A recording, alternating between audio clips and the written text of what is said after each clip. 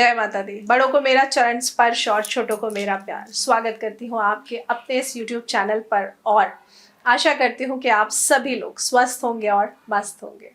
मैं एस्ट्रोलॉजर प्रियंका भारद्वाज जन्म कुंडली विशेषज्ञ हूँ। आपकी जन्म कुंडली देखकर मैं आपका पास्ट, प्रेजेंट और फ्यूचर बताती हूँ। इसके साथ ही में मैं आपको उपाय भी बताती हूँ जिस वजह से बुरे ग्रहों का प्रभाव आपके ऊपर पड़ रहा है और आपके काम नहीं बन रहे हैं। तो आइए शुरुआत करते हैं आज एक नई जानकारी के साथ। आज मैं आप सभी के लिए जानकारी लेकर आई हूँ फाल्गुन माह के शुक्ल पक्ष की अष्टमी को हम क्या करते हैं। फाल्गुन माह के शुक्ल पक्ष की अष्टमी से फाल्गुन माह की पूर्णिमा तक हम 8 दिन होलाष्टक मनाते हैं, यानी कि होली वाले 8 दिन, होली से पहले पड़ने वाले 8 दिन जिनको हम कहते हैं होलाष्टक। होलाष्टक का ये समय कई जगहों पे मैं कहूँगी ज़्यादातर शुभ नहीं माना जाता है। होलाष्टक में शुभ कार्य करना वर्जित होता है। होला अष्टक फिर से समझाऊंगी, अर्थात होली से पहले के वो 8 दिन जो शुभ नहीं होते हैं, जिस समय पर सभी शुभ कार्य, मांगलिक कार्यों को हम रोक देते हैं। होलाष्टक का लगना होली के आने की सूचना भी देता है। आज मैं आपको बताऊंगी कि होलाष्टक का महत्व क्या है, क्या क्या करना चाहिए, क्या क्या नहीं करना चाहिए और ऐसी क्या पौराणिक कथा है होलाष्टक को लेकर। होलाष्टक में आने वाले 8 दिनों का विशेष महत्व होता है। इन 8 दिनों के दौरान हम कोई भी शुभ कार्य नहीं करते हैं, जैसे कि विवाह करना, गृह प्रवेश करना या नई दुकान खोलना, नए कार्य की शुरुआत करना। इस प्रकार के शुभ कार्यों को नहीं किया जाता है। फाल्गुन मास की पूर्णिमा को होलाष्टक, होली का पर्व मनाया जाता है। फाल्गुन मास की पूर्णमासी को होली का पर्व मनाया जाता है। इसके साथ ही होलाष्टक की समाप्ति हो जाती है। तो जब होली हम मना लेते हैं तो होलाष्टक खत्म हो जाता है। होलाष्टक का आरंभ इस बार 27 फरवरी को हो जाएगा, यानी कि सोमवार के दिन से होलाष्टक के दिन शुरू हो जाएंगे और होलाष्टक की समाप्ति 7 मार्च को हो जाएगी, यानी कि मंगलवार को होलाष्टक खत्म हो जाएंगे। तो होलाष्टक का समापन होलिका दहन पर होता है, ये तो हम सब ने समझ लिया। इसके साथ में ही रंग और गुलाल के साथ इस पर्व का समापन भी होता है। होली के त्योहार की शुरुआत ही होलाष्टक से प्रारंभ हो जाती है, जिसको कई जगहों पर दुलंडी भी कहा जाता है। इस समय पर प्रकृति में खुशी और उत्सव का माहौल रहता है। इस दिन से होली उत्सव के साथ साथ होलिका दहन की तैयारियां भी शुरू हो जाती हैं। होलाष्टक मुख्य रूप से पंजाब और उत्तरी भारत के क्षेत्रों में अधिक मनाया जाता है। होलाष्टक के दिन से एक और जहां कुछ मुख्य कामों का प्रारंभ होता है, वहीं कुछ कार्य ऐसे भी काम है, मैं कहूँगी, जो इन 8 दिनों में बिल्कुल नहीं करने चाहिए। तो वो तो मैं आप सबको बता ही चुकी हूँ कि कौन कौन से कार्य निषेध है। इस अवधि में शुभ कार्य करना निषेध है होलिका दहन तक। होलाष्टक के समय पर हिंदुओं में बताए गए शुभ कार्य एवं 16 संस्कारों में से किसी भी संस्कार को नहीं किया जाता है। किसी भी संस्कार को करने का विधान नहीं है। हमारी मान्यताओं के अनुसार इस दिन अगर अंतिम संस्कार भी करना हो तो उसके लिए पहले शांति क्रिया कराना बहुत जरूरी होता है, नहीं तो आपके लिए परेशानी खड़ी हो सकती है। उसके उपरांत ही बाकी के काम होते रहे तो सब ठीक रहता है। संस्कारों पर रोक होने का कारण इस अवधि को शुभ नहीं माना गया है। इस समय पर कुछ शुभ मांगलिक कार्य, जैसे कि मैंने आपको पहले भी कहा, विवाह करना, सगाई करना, नए घर में शिफ्ट होना, नया घर खरीदना, नया काम शुरू करना, ये सब अच्छे नहीं माने जाते हैं। इनफैक्ट आजकल जो एक बहुत ज़्यादा ट्रेंड है, सर्जरी करके बच्चों को बाहर लाया जाता है, तो गर्भाधान संस्कार भी इस समय अच्छा नहीं माना जाता है। शिक्षा आरंभ करने का संस्कार या फिर कान छेदना, नामकरण करना, गृह का निर्माण करना या नए अथवा पुराने घर में प्रवेश करने का विचार इस समय पर नहीं करना चाहिए, क्योंकि ये गलत होता है, इसको शुभ नहीं मानते हैं। हमारे ज्योतिष के अनुसार इन 8 दिनों में शुभ मुहूर्त का अभाव रहता है। होलाष्टक के समय पर जो मुख्य कार्य किए जाते हैं उनमें से मुख्य है होलिका दहन के लिए लकड़ियों को इकट्ठा करना। आपने देखा है ना, जब भी होलाष्टक की शुरुआत होती है तो चौराहे को पहले साफ किया जाता है, फिर वहाँ पर लकड़ियाँ इकट्ठी करके धीरे धीरे रोज लकड़ियाँ रख दी जाती हैं और होलिका दहन तक वो बहुत बड़ा पहाड़ सा बन जाता है। तो ये ज़रूरी होता है, ये मान्यता होती है कि आप रोज़ाना कुछ ना कुछ उस होलिका दहन के लिए होलाष्टक के दिनों में ज़रूर रखिए, क्योंकि ये इसका महत्व है। होलिका पूजन करने के लिए ऐसे स्थान का चयन करना चाहिए जहां होलिका दहन किया जा सके, यानी कि चौराहे के बीचों बीच।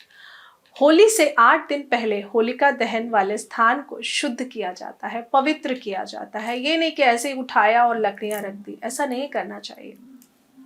होलिका दहन वाली जगह पर आपको सबसे पहले गंगा जल से छिड़काव करना चाहिए। छिड़काव करने के बाद में फिर आपको उसकी शुद्धि करनी चाहिए, तिलक लगाना चाहिए। शुद्धि करने के बाद में थोड़े से अक्षत चढ़ाने चाहिए, फूल चढ़ाने चाहिए। फिर वहाँ पे लकड़ियाँ, कई जगहों पर गाय के या भैंस के उपले रखे जाते हैं, तो वो भी रखा जाता है। तो उस स्थान पर उनको साफ करके फिर आपको लकड़ियाँ रखनी चाहिए, उपले रखने चाहिए। कई जगहों पर इनको कंडे भी कहा जाता है। तो ये सब रखने से पहले स्थान को साफ करना बहुत ज़रूरी है। इन काम को शुरू करने का दिन ही होलाष्टक में प्रारंभ हो जाता है। ऐसा भी कहा जाता है कि कई जगह अभी भी मान्यता है कि शहरों में ये परंपरा अधिक दिखाई नहीं देती है, लेकिन ग्रामीण क्षेत्रों में आज भी स्थान स्थान पर, जगह जगह पर गांव की चौपाल, गांव में एक खेत के आसपास, ऐसी जगहों पर होलाष्टक का निर्माण किया जाता है। लकड़ियां लगाई जाती हैं, कंडे लगाए जाते हैं, तो इस कार्य को संपन्न किया जाता है। गांव में किसी विशेष क्षेत्र या मोहल्ले के चौराहे पर होली पूजन के साथ को निश्चित किया जाता है। होलाष्टक से लेकर होलिका दहन के दिन तक रोज ही उस स्थान पर कुछ लकड़ियां डालनी बहुत ज़रूरी होती है, बहुत ज़्यादा ज़रूरी होती है। इसके लिए ज़रूरी नहीं है कि आपको पेड़ से काट कर ही लकड़ियां डालनी, आपको नीचे गिरी हुई लकड़ियां मिले, आप वो उठा के भी डाल सकते हैं। मैंने देखा है कई बार कुछ जगहों पे कपड़े फेंके होते हैं, किसी ने जूते चप्पल डाले होते हैं। ऐसा नहीं करना चाहिए। जो लोग इस तरीके की हरकतें करते हैं और ऐसा करते हैं, उनको ज़िंदगी में हमेशा कष्ट मिलते हैं।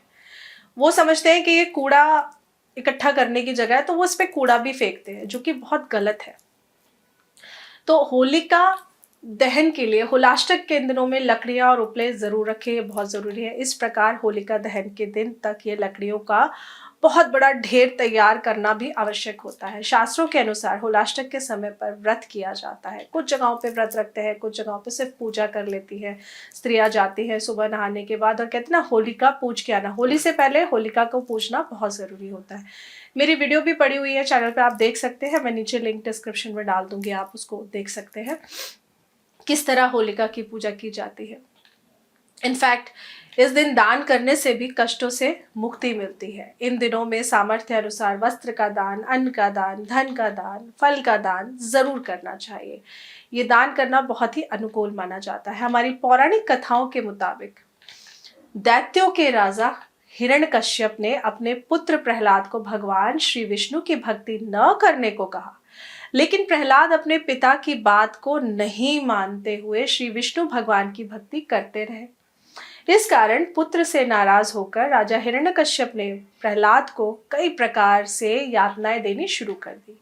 प्रहलाद को फाल्गुन मास के शुक्ल पक्ष की अष्टमी से लेकर के पूर्णिमा तिथि तक बहुत प्रकार से परेशान करना शुरू कर दिया। उनको यहाँ तक कि मृत्यु तुल्य कष्ट प्रदान किया गया, ऐसी चीजें की गई कि जिस वजह से उनकी मृत्यु हो सके। लेकिन ठाकुर जी का भक्त किसी और के सताने से ऐसे ही सताने में आ जाए, ऐसा तो हो ही नहीं सकता है। प्रहलाद को मारने का भी कई बार प्रयास किया गया, लेकिन प्रहलाद की भक्ति में इतनी शक्ति थी कि भगवान श्री हरि विष्णु ने हर बार उसके प्राणों की रक्षा कर ली। 8वें दिन यानी कि फाल्गुन पूर्णिमा के दिन हिरण्यकश्यप ने प्रहलाद को मारने के लिए अपनी बहन होलिका को सौंप दिया। होलिका को वरदान प्राप्त था कि वह अग्नि में नहीं जल सकती है। होलिका प्रहलाद को अपनी गोद में लेकर अग्नि में बैठ जाती है, मगर भगवान श्री हरि विष्णु ने अपने भक्त को बचा लिया। क्यों? क्योंकि होलिका ने अपनी सिद्धि का गलत इस्तेमाल किया। भगवान श्री हरि विष्णु ने अपने भक्त को बचा लिया।